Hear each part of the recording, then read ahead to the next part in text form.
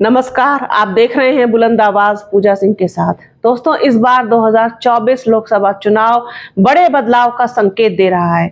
बदलाव किस तरीके का है वो भी आपको आगे बताऊंगी। आप लोगों ने एक चीज महसूस की होगी कि इस बार किसी की ना कोई लहर, ना कोई किसी तरीके का चेहरा, ना ही कोई किसी का प्रभाव, ना कोई कुछ भी नहीं, किसी का कोई जादू नहीं, किसी का कोई मैजिक नहीं।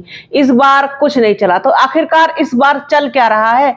वो कौन सी ऐसी चीज है जिसने पूरी फिजा को बदलने पर मजबूर कर दिया? वो ऐसी कौन सी चीज है जो देश की राजनीति को करवट लेने के लिए बेचैन कर रही है? वो कह रही है कि बहुत दिन हो गए, अब सीधे फ्लैट लेटे हुए, अब करवट ले लो। वो कौन सी ऐसी चीज है?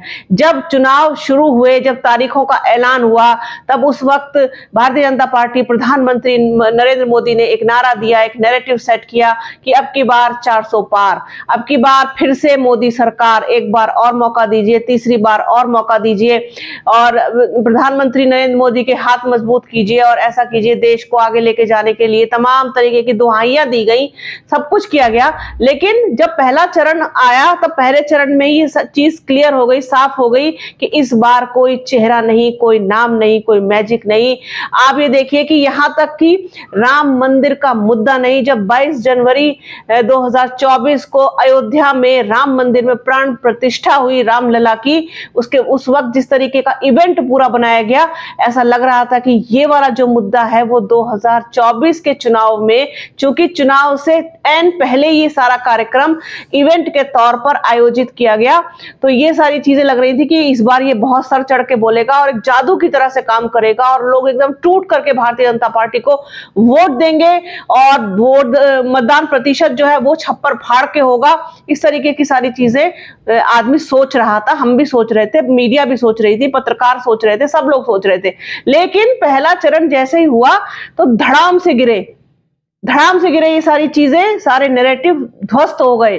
जब दूसरा चरण हुआ तो तस्वीर और क्लियर हुई, तीसरा चरण हुआ तो और ज्यादा बिल्कुल चीजें ऐसी होने लग गई कि शीशे की तरह साफ होती चली गई। अभी कल 5वां चरण हुआ है। 5वें चरण तक आते आते भारतीय जनता पार्टी की सांस फूलने लगी। आप ये देखिए कि ये सारी चीजें जो नहीं चली, जब पहला दूसरा चरण हो गया तब इनको दिमाग में खलबली मची कि ये तो सब कुछ चल नहीं रहा है, तो आखिरकार अब हम क्या करें। तो फिर ये अपने पुराने मुद्दों पर आ गए। ये हिंदू मुसलमान ले आए और मंगलसूत्र ले आए और संपत्ति बांटने की बात करने लगे, नफरत फैलाने की बात करने लगे, एक बार फिर से हिंदू मुसलमान करने लगे। उसके बाद करते करते चौथा चरण जब हुआ तो उसके बाद इंटरव्यू दे दिया, फिर उसमें रो भी दिए, सारी चीजें कर दी जो भी ये कर सकते थे। लेकिन उसके बाद भी नैरेटिव नहीं चला इनका। तो आखिरकार चला क्या राहुल गांधी ने जो मोहब्बत की दुकान खोली नफरत के खिलाफ, क्या लोगों ने उसे पसंद किया? क्या राहुल गांधी ने जो संविधान बचाने का वादा लोगों को दिया, क्या वो चला? क्या राहुल गांधी ने जिस तरीके से आश्वासन दिया कि वो अनाज 5 किलो को बढ़ा के 10 किलो कर देंगे, साथ ही साथ महिलाओं के खाते में खटाखट 8,500 रुपए आएगा, इसके साथ साथ बेरोजगारी को खत्म करने का पूरा प्रयास किया जाएगा। उनका मैनिफेस्टो क्या कांग्रेस का मैनिफेस्टो मोदी की गारंटी पर भारी पड़ा? ये सारी चीजें हैं, ये सारे सवाल हैं, क्योंकि जिस तरीके से इन्होंने पूरी ही एक लंबी उम्र बिता दी, एक पूरा समय बिता दिया राहुल गांधी को पप्पू साबित करने में, उसकी इमेज खराब करने में, और उनके लिए जिस तरीके से कि शब्दों का प्रयोग किया गया, उनकी इमेज को डैमेज करने के लिए क्या कुछ नहीं किया गया। उनकी सांसदी तक छीनी गई, उनका घर छीना गया, उन पर तमाम तरीके के आरोप लगाए गए। उन पर ही नहीं, सोनिया गांधी पर, प्रियंका गांधी पर, तमाम उन गांधी परिवार पर। अब गांधी परिवार में उन्होंने जन्म लिया है तो इसमें उनकी गलती तो है नहीं ना। ये तो किसी भी व्यक्ति की गलती नहीं हो सकती कि उसने किस परिवार में जन्म लिया, क्योंकि ये हमारे हाथ की बात नहीं है। हमें जहां पैदा होना होता है हम वहां पैदा होते हैं। अब कोई गांधी परिवार में पैदा हो गया, कोई ईरानी परिवार में पैदा हो गया, या ईरानी से शादी कर ली किसी ने, या फिर कोई और कहीं और पैदा हो गया, कोई राजनाथ सिंह के यहाँ पैदा हो गया, या किसी, ये तो देखिए बेकार की बातें हैं। किसी की काबिलियत से या किसी की कहना चाहिए कि उसकी योग्यता से आप उसको कंपेयर नहीं कर सकते। लेकिन राहुल गांधी ने बराबर इनकी सारी चीजों का जवाब दिया। राहुल गांधी ने भारत जोड़ो यात्रा शुरू की, पार्ट 1 पार्ट 2 लोगों से मिलते गए, निकलते गए, मिलते गए, लोगों से जुड़ते गए, लोगों से कनेक्ट करते गए, खुद को कनेक्ट करते गए, महिलाओं से, बच्चों से, बूढ़ों से, बुजुर्गों से, बच्चियों से, बहनों से, बेटियों से, हर किसी से, नौजवानों से, हर किसी से राहुल गांधी ने जो आत्मीयता दिखाई, जो अपनापन दिखाया, वो शायद लोगों को समझ में आया, शायद पसंद आया लोगों को। और उनकी जो बातें, जिस तरीके से वो लगातार बोले, राशन पर लगातार बोले, महंगाई पर लगातार बोले, बेरोजगारी पर, वो जिस तरीके का मैनिफेस्टो लेकर के आए, वो कहीं ना कहीं मुझे ऐसा लगता है कि बीजेपी की गारंटी पर, मोदी की गारंटी पर भारी पड़ा। मोदी की गारंटी क्या चीज, मोदी कौन होते हैं किसी चीज की भी गारंटी देने वाले? गारंटी तो किसी भी चीज की कोई नहीं है।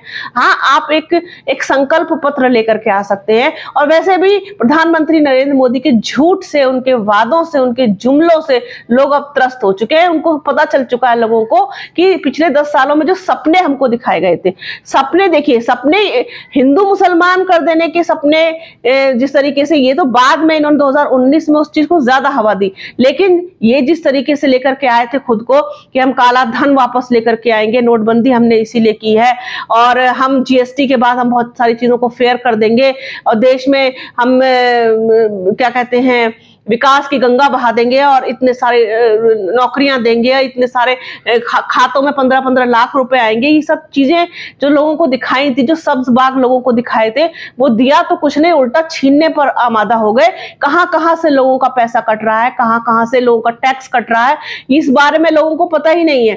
जनधन खाते खुलवा दिए लोगों के, पैसा नाम की कोई चीज नहीं, महंगाई आसमान पर पहुंचा दी, बेरोजगारी आसमान पर पहुंचा दी, किसी समस्या का कोई निदान नहीं। चीन हमारे यहाँ अंदर आकर के बैठ गया, और इंटरनेशनल मार्केट में हमारी इकोनॉमी का क्या हाल हो गया। ये सब मुद्दे, तमाम चीजें लोग अब देखने लगे, जानने लगे, समझने लगे। हर बार झूठ, हर बार झूठ, और फिर जब आपके पास कुछ नहीं बचता तो फिर आखिरकार हिंदू मुसलमान ये आप लेकर के आ जाते हैं, धर्म की राजनीति, नफरत की राजनीति करते हैं। उसके बाद फिर बात संविधान पर आ गई, जो मुझे लगता है कि सबसे ज्यादा इनको महंगा पड़ेगा इस बार। जो इन्होंने संविधान को बदलने की बात कही, वो चीज लोगों के समझ में आई, और लोगों ने उस पर रिएक्ट करना शुरू किया कि ये आ गए, अगर संविधान के साथ छेड़छाड़ करेंगे, और संविधान के साथ छेड़छाड़ हुई तो ये बहुत ही बुरा हो जाएगा। लोगों के पास जो अपने आप को सुरक्षित करने का अधिकार हमें संविधान ने दिया है, और फिर वो सबसे बड़ा खतरा उस पर मंडराएगा। तो ये चीज लोगों के, जो पढ़े लिखे लोग हैं, और साथ ही साथ जिन लोगों को थोड़ा भी ज्ञान है, उन लोगों को ये चीज समझ में आई, तो लोगों ने सोचा कि इनको रोकना बहुत जरूरी है।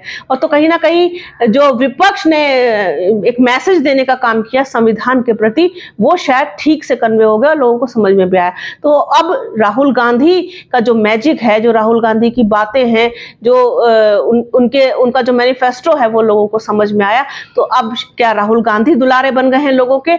समय की बात है, सबका समय एक जैसा नहीं रहता, समय कभी एक किसी के लिए ना रुकता है ना टिकता है, और अमर होकर के, और कोई हमेशा के लिए कोई किसी गद्दी पर, किसी कुर्सी पर विराजमान नहीं होता।